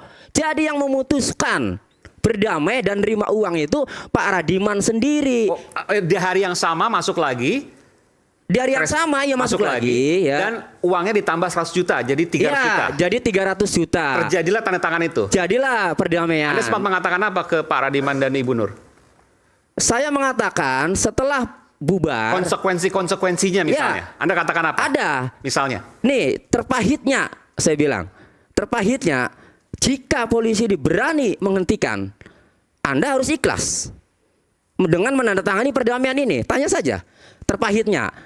Tetapi ya saya bilang, ini menurut saya lanjut karena ini delik biasa.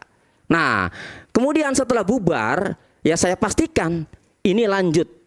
Ya, jadi Anda jangan berpikir, saya nanti dituntut enggak ya?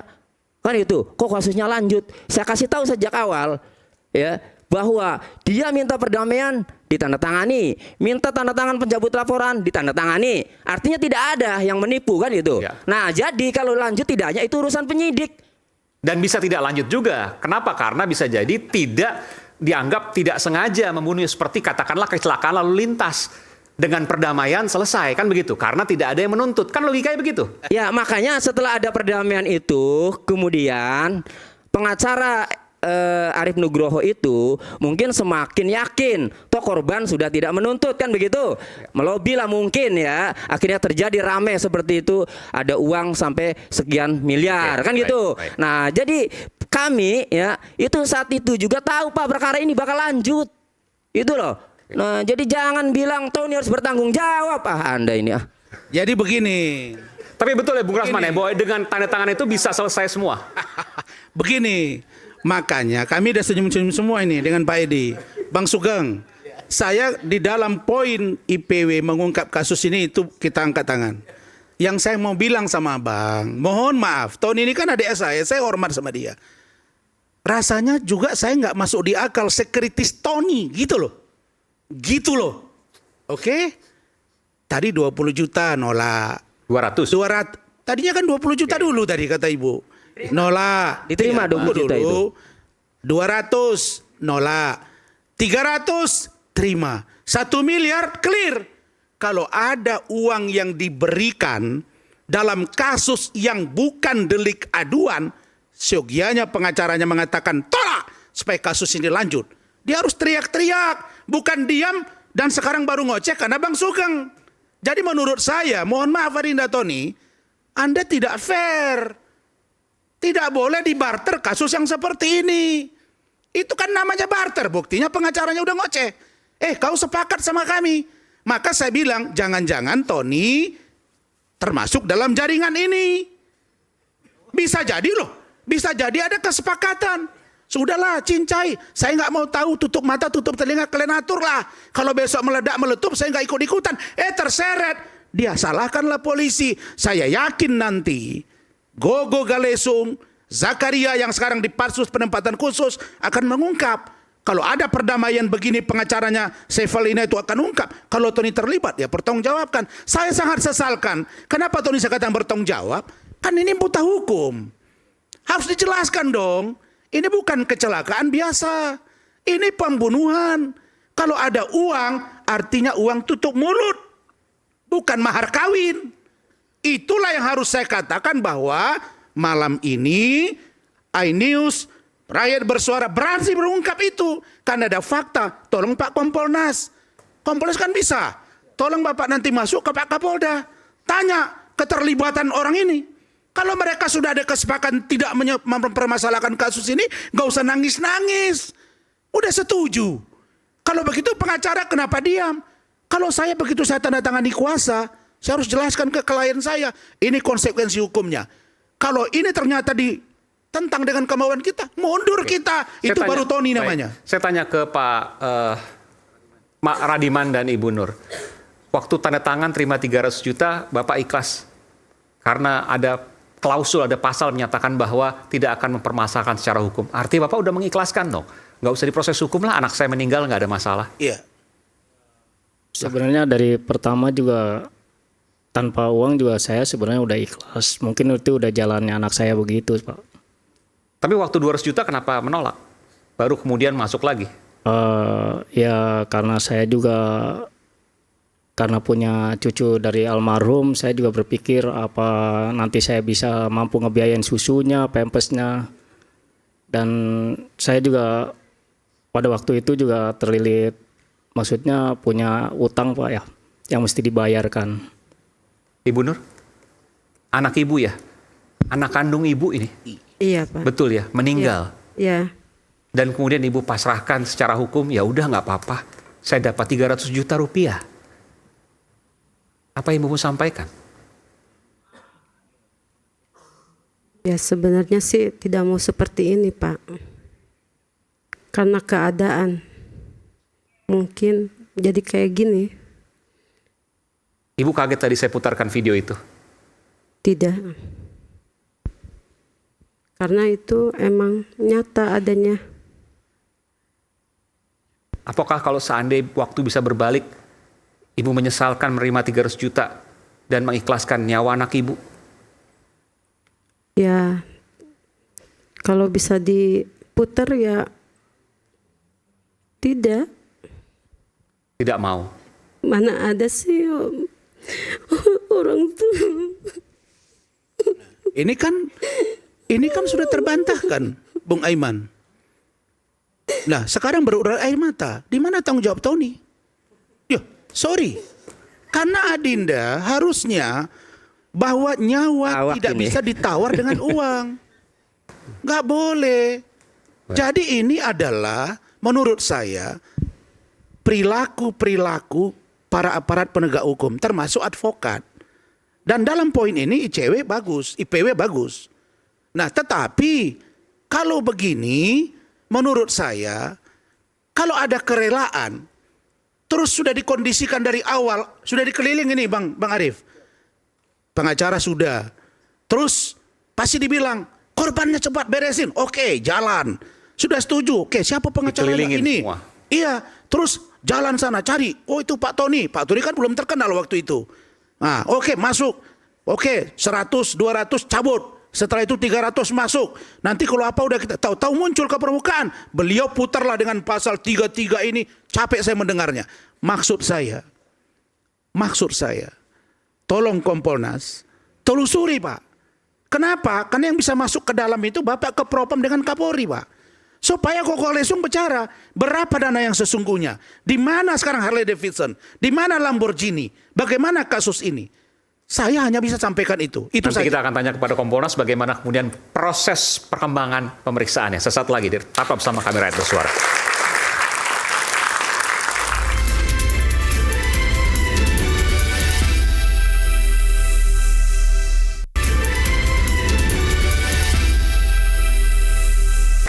Ditanyakan, belum digali adalah bagaimana sejauh ini proses perkembangan pemeriksaan terhadap oknum-oknum kepolisian terkait dengan kasus ini. Saya hadirkan di sini Ketua Harian Komisi Kepolisian Nasional, Inspektur Jenderal Polisi Purnawirawan Arief Wicaksono. Silakan, Jenderal Arief.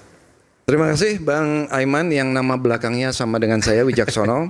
Izin Bang, kami kepada Pak Radiman dengan Ibu Nureti, Bapak dengan Ibu, kami mengucapkan bela sungkawa Bu.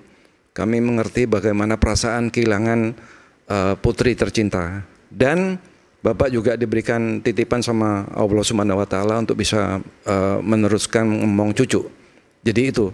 Nah, kedua Bang Aiman, ini diskusi yang luar biasa. Setidaknya ada 3 hal yang bisa kami sampaikan. Dan mudah-mudahan ini bisa menjadi pembelajaran atau istilahnya Bang Rasman tadi adalah edukasi bagi seluruh Polri yang ada di Republik ini. Yang pertama, kami mensitir kata-kata Pak Sugeng yaitu unprofessional conduct. Ini sudah dilaksanakan oleh penyidik. Kenapa? Kita melihat dari tahap pertama pada waktu Kasat Reskrimnya inisial B tadi, itu tersangka 2 orang tadi ditahan, kemudian ada penangguhan. Ini kasus serius Bang. Tadi disampaikan oleh Bang. Harusnya tidak boleh ada penangguhan. Ini kasus serius Bang. Karena hilangnya nyawa orang lain. Oke. Ya kan? Tadi sudah disampaikan pertama adalah eksploitasi di bawah umur, kemudian yang kedua masalah narkoba. Kami minta ini harus diteruskan, terutama tadi sudah disampaikan ada hasil otopsi. Otopsi itu akan membuktikan FA ini, almarhumah ini, meninggalnya itu sebabnya apa? Kalau dia sebabnya narkoba, harus sesuai yang disampaikan Bang Tony tadi. Jadi paling nggak bisa kena 116 tuh Undang-Undang 35 2009 Bang ya. Ya, barang siapa mengedarkan, memberikan, tadi saya menghindari kata-kata mencekoi itu. Jadi memberikan sampai overdosis, sampai yang satunya lagi bisa bolong karena mungkin dia nyedotnya kekencengan dan jumlahnya dosisnya banyak sabu ini. Dan tadi siang kami ketemu dengan teman kami, Ketua LPSK, mohon Bang, kalau memang ini bisa diteruskan kasus narkoba ini, kemudian ini kan ada saksi karena AP ini masih ada, itu saksi kunci, jadi supaya bisa dilindungi. Karena AP ini tersangka ya? Bukan Bang, korban. Mohon maaf ya, yang masih hidup. Karena ada 2 perempuan, satu meninggal, putrinya Pak Radiman dan satu lagi masih hidup. Betul. AP ini. AP ini sebaiknya harus diberikan perlindungan karena keterangan itu saksi kunci. Ya. Jadi pertama hasil otopsi tadi, ya kan, sebab kematian dari almarhumah FA. Kedua keterangan saksi yang bersama-sama di dalam satu kejadian, satu event tadi. Ini. Di samping ada perkara-perkara lain yang harus ditindaklanjuti. Kami sudah mendapatkan informasi juga senjata api itu bisa dikenakan ke undang-undang darurat. Jadi ada berapa kasus harusnya nih? Sebetulnya ada banyak Bang. Tadi ada, kalau saya lihat ada 6, tapi yang sudah mengemuka sudah 2. Nah kemudian nanti kasus yang sudah P21 ini dari hasil persidangan kita akan melihat, akan terungkap. Ini apakah betul yang 338, 359 tadi? Karena 338 itu adalah harus ada niat dia menghilangkan nyawa orang lain. Kalau 359 kan kelalaian Bang. Nah yang kedua, ini yang tadi disampaikan oleh Bang Rasman dengan teman-teman sekalian kan mantan Kasat Reskrim dua-duanya ini kan sudah di Patsus bersama Kanit. Kalau nggak salah, insya Allah beberapa hari ke depan ini kan ada sidang kode etik. Ya, kode etik, oke, bisa tanggal 7, bisa mudah-mudahan semakin cepat, semakin baik. Sooner is better Bang.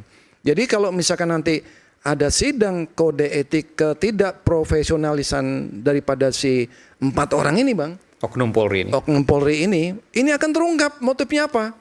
Ya kan? Nanti akan disampaikan itu hasilnya. Betul, apalagi tadi ada penjelasan dari Pak mentor kita Pak Sugeng, ada 5 kali transaksi, ya kan? 5 kali transaksi itu apakah ini pemerasan interaksi permintaan dari si penyidik atau penawaran dari si tersangka AF? Jadi Anda yakin semua akan terbuka, transparan? Betul. Jadi paling tidak ini akan ada 2 perkara lagi dari hasil sidang kode etik nanti nih Bang. Oke. Ya, terhadap 4 orang ini. Nah, insya Allah kita bisa memonitor hasil daripada sidang itu. Jadi sekali lagi penyidik jangan lupa karena profesional ini, kesemrawutan ini itu berawal daripada penyidik yang tidak profesional. Mereka punya manajemen penyidikan tindak pidana, ada aturannya. Di samping hukum acara pidana juga ada yang dinamakan Peraturan Kapolri nomor 6 tahun 2019, ya kan, tentang penyidikan tindak pidana. Nah, ini nggak profesional mereka, dia tidak komitmen, sehingga dengan demikian dengan dimasukinnya uang-uang tadi yang jumlahnya cukup besar membuat mata terbelalak, ya kan, ini membuat mereka jadi tergiur. Oke, dan Kompolnas akan terus mengawal kasus ini. Betul. Nah, saya juga itu tadi cukup turut prihatin dengan Pak Rediman dengan Ibu. Pak Arief juga baru lihat tadi video. Baru lihat yang tadi dan cukup terkejut melihat itu. Siap. Apalagi di situ ada pengacara yang lama ya Bang Tony ya, yang tadi pakai Evelyn. Betul. Ya. Nah, jadi ya kita patut memahami psikologi mereka. Nanti mungkin Bang Reza yang bisa menjelaskan. Jadi mereka ini turut bersedih loh Bang. Ya. Kehilangan tadi Abang tanya ya semacam menjawab iya, menjawab enggak, bagaimana kan gitu. Betul. Karena mereka tadi Ibu Nur tadi mengatakan jualan cilok Bu ya. Coba. Masih sampai sekarang Bu ya. Masih. Nah, jadi ini Bang yang dapat kami sampaikan. Jadi yang dua ini sekarang sudah berproses, yang satu sudah P21, yang kasus narkobanya itu harus dilanjutkan dengan hasil otopsi maupun dengan keterangan saksi AP tadi. Baik. AP kami sarankan untuk bisa diberikan perlindungan dari LPSK. Mudah-mudahan ini berjalan. Dan satu lagi, kalau nanti hasil sidang kode etik itu akan terungkap lagi. Apakah pemerasan, apakah gratifikasi dari pihak si penyidik maupun demikian Bang. Pakai pemerasan atau suap gitu ya. Siap. Oke, terima kasih. baik. Saya ke Bung Reza. Silakan. Dari semua ini saya yakin Anda mengumpulkan energi-energi baik positif maupun negatif. Apa yang kemudian Anda bisa sampaikan terkait kasus ini? Saya benci mengatakan ini, tapi izinkan saya untuk berterus terang. Kalau kita bicara tentang polisi, sekian tahun lamanya saya mencoba untuk meyakinkan saya cuma satu mindsetnya, to serve, to protect, melayani, melindungi. Tapi perbincangan malam ini memaksa saya untuk berpikir tentang sekian banyak personil penegakan hukum mobil khusus polisi, tapi seolah mereka adalah individu dengan mindset pelaku kejahatan. Mereka berpikir tentang target, siapa yang harus kita incar. Mereka berpikir tentang insentif, berapa banyak keuntungan harus kita peroleh. Mereka berpikir tentang sumber daya, siapa saja yang bisa kita libatkan untuk mendapatkan keuntungan dari kasus ini. Plus, mereka berpikir tentang resiko. Target, insentif, sumber daya, resiko. Sesungguhnya ini adalah isi kepala pelaku kejahatan berencana. Tapi sayang beribu sayang, tragis memang malam ini sekali lagi saya dipaksa untuk berpikir tentang sekian banyak personil dari Polres Jakarta Selatan seolah-olah mereka adalah pelaku kejahatan dengan mindset kejahatan berencana sedemikian rupa. Ini sangat tragis. Suka tidak suka, kasus ini tampaknya merupakan sebuah potret kecil dan saya yakin bukan satu-satunya yang seolah ingin membuktikan pembenaran atau memberikan pembenaran atas pernyataan Presiden Prabowo Subianto dalam Rapimnas TNI Polri. Dalam konteks perbincangan kita, ketika polisi kerjanya semrawut, maka polisi justru barangkali akan berkontribusi bagi Indonesia sebagai negara gagal atau failed state. Sungguh-sungguh saya tidak ingin itu terjadi. Karena itulah sejak awal saya katakan, saya benci mengatakan ini, tapi realitasnya hati saya mengatakan hal seperti itu. Karena itu, saya berterima kasih Pak Arief selaku Komisioner Kompolnas berjanji akan mengawal kasus ini. Tapi lagi-lagi saya tidak puas, Pak. Pernyataan Bapak tentang mengawal kasus ini berhenti hanya pertanggungjawaban etik. Saya sebetulnya ingin bertanya, tidak harus dijawab. Dalam kasus pemerasan terhadap sekian banyak warga negara Malaysia, adakah mekanisme pidana yang ditegakkan terhadap sekian banyak personel? Saya tidak tahu. Sepanjang pemberitaan yang bisa saya simak di media, lagi-lagi, pertanggungjawaban hanya ditagih kepada sekian banyak personil polisi itu hanya lewat mekanisme etik. Padahal itu pidana. Saya yakin itu pidana. Demikian pula pada kasus yang satu ini, saya sudah mulai menangkap, mudah-mudahan saya keliru Pak, tapi dengan segala hormat saya sudah mulai menangkap ada gelagat yang sama. Bahwa Kompolnas malam ini diwakili oleh Pak Arief tampaknya juga hanya akan mengawal dari sisi etik. Pidana tidak terucap walau satu kata pun dari Bapak. Apa yang menjadi sikap Bapak itu? Tolong saya dikoreksi sekiranya saya keliru tafsir. Tapi pernyataan Bapak yang berhenti pada etik itu lagi-lagi mengingatkan saya pada istilah yang dalam psikologi forensik disebut sebagai blue curtain code, kode tirai biru. Bahwa sesama personil penegakan hukum, sesama personil polisi, dan barangkali juga dengan purnawirawan polisi, akan ada kecenderungan untuk menutup-nutupi aib mereka, menutup-nutupi penyimpangan mereka, bahkan menutup-nutupi kejahatan mereka. Mudah-mudahan saya keliru tafsir, tapi malam ini saya khawatir blue curtain code terefleksi dari pernyataan Bapak yang berhenti hanya mengawal kasus ini lewat etik tanpa pidana sama sekali. Karena itu, saya titip pesan satu saja. Berulang kali terjadi pergantian pimpinan di Komisi Kompolnas, di Komisi Kepolisian Nasional. Tapi saya tidak pernah happy, Pak, dengan kinerja Kompolnas. Sebagai warga negara saya ingin jujur, saya tidak pernah bahagia, saya tidak pernah puas dengan siapapun yang menjadi komisioner di Kompolnas. Kenapa, Bang Reza? Karena menurut saya, paling tidak hari ini, Kompolnas seolah berperan lebih sebagai divisi humas Mabes Polri. Saya paham ada sekian banyak kendala, ada sekian banyak keterbatasan, dan itu tercantum dalam undang-undang yang harus direvisi besar-besaran, agar Kompolnas lebih bertaji, lebih bergigi. Tapi itu tadi, realitasnya adalah saya khawatir betul bahwa dalam kasus ini, yang barangkali juga terjadi pada kasus pemerasan terhadap sekian banyak warga negara Malaysia, yang terjadi adalah blue curtain code, kode tirai biru. Bahkan komisioner Kompolnas pun malam ini diwakili oleh Bapak, terkesan paling tidak akan mencoba untuk memagari pengungkapan kasus ini dan akan mencoba membatasi pertanggungjawaban para personil hanya lewat etik belaka. Tolong saya dikoreksi sekiranya saya keliru tafsir. Oke. Saya akan berikan kesempatan selepas jeda sekaligus penutup dari Rakyat Bersuara. Saat lagi kami akan segera kembali, tetaplah bersama kami di Rakyat Bersuara.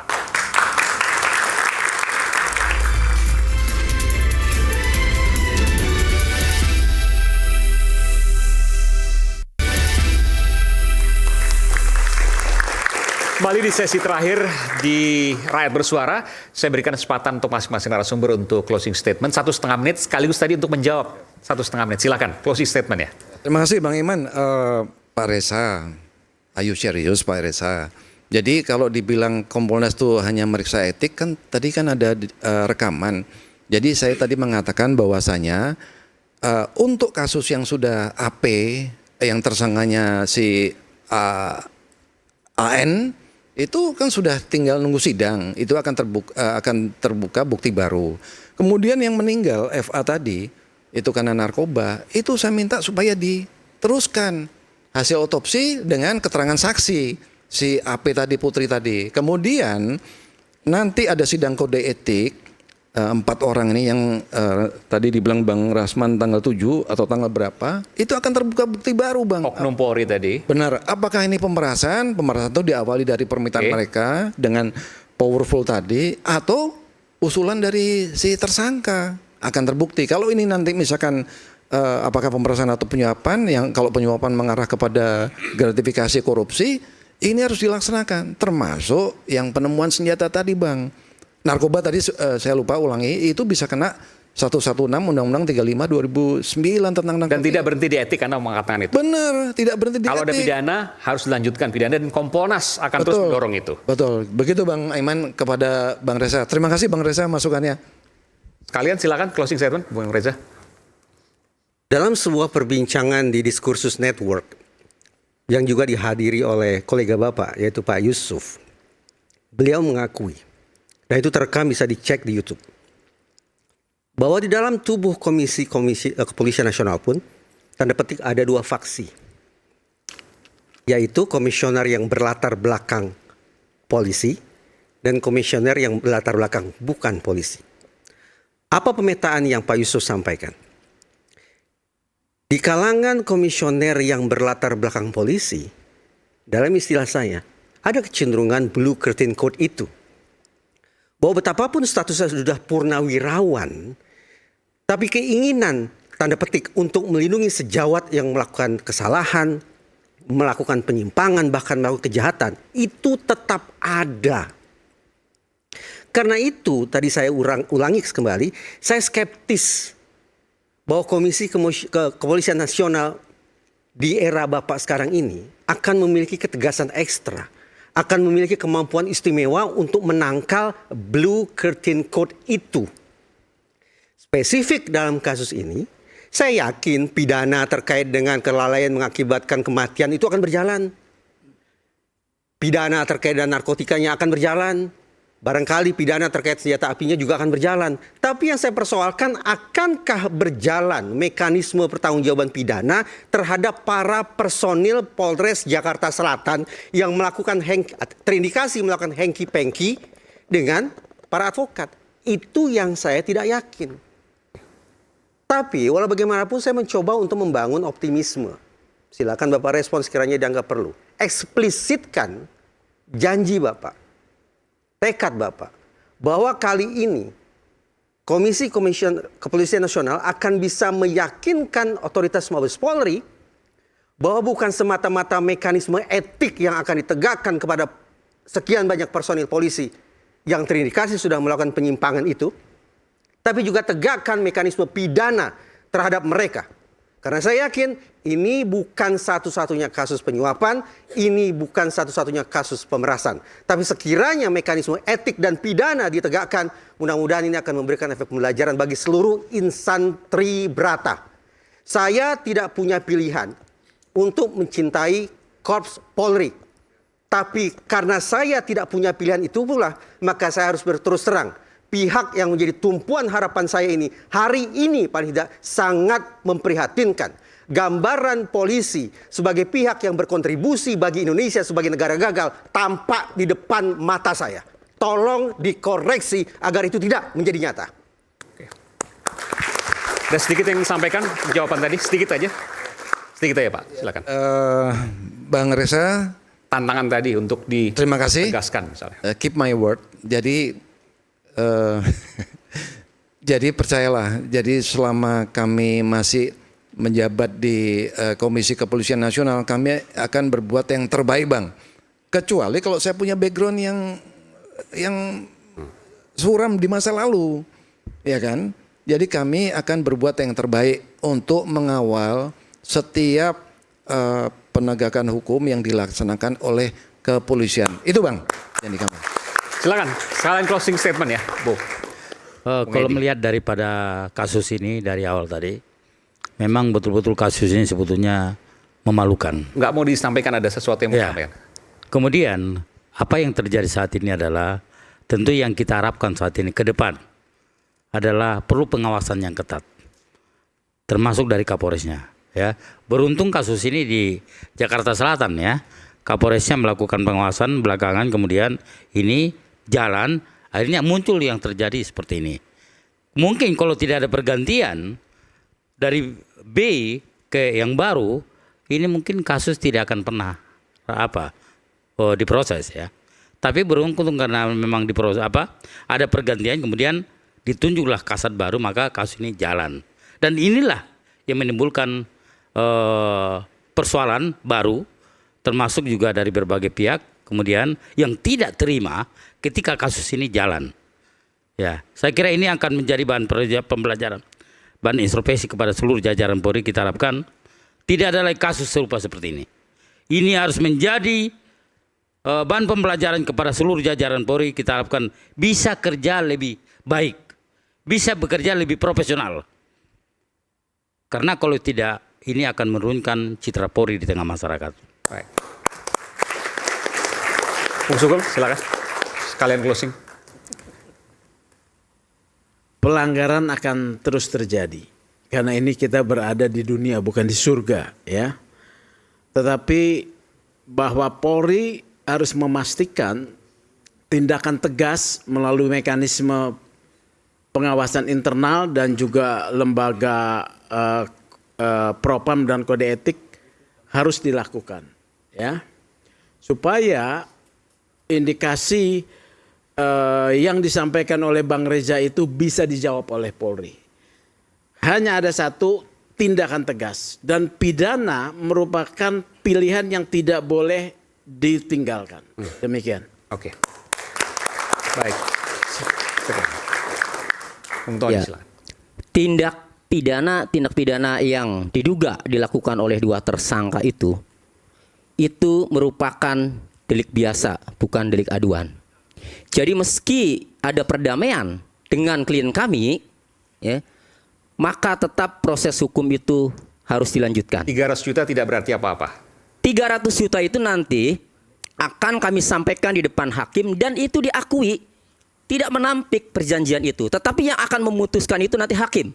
Apakah itu berdampak kepada meringankan atau bagaimana, itu nanti hakim yang memutuskan. Tetapi untuk memenuhi rasa keadilan dan untuk menyelamatkan citra Polri, pastikan semua dugaan tindak pidana yang terjadi, ya, yang melanggar pasal-pasal yang tadi saya sebutkan, pastikan semuanya berjalan sampai ke pengadilan. Itu satu cara untuk menyelamatkan Polri, khususnya kasus ini. Oke. Rasman, silakan. Baik, di closing statement ini saya banyak sepikiran dengan Bang Dr. Reza Indragiri. Saya turut mendukung Pak Arief. Sejatinya saya banyak ditanya, sebagaimana yang ditanya oleh Saudara Tony. Ternyata kasus yang dilaporkan terhadap Saudara Rasman itu lanjut sampai pengadilan. Itu buktinya bahwa saya berdiri tegak di tengah untuk Polri. Ada yang negatif, ada yang positif. Nah, poin hari ini saya ingin katakan bahwa untuk Kompolnas harus benar-benar bertaji, Bang. Harus benar-benar bertaji. Kenapa? Karena sengkarut yang ada di dalam tubuh kepolisian sulit diobati secara internalisasi. Itu Bang Reza. Karena itu saya sampaikan, saya yang berdiri tegak pun teriak-teriak bagaimana Polri harus didukung. Mengalami hal yang sama, Bang. Di Sumatera Utara, Bang.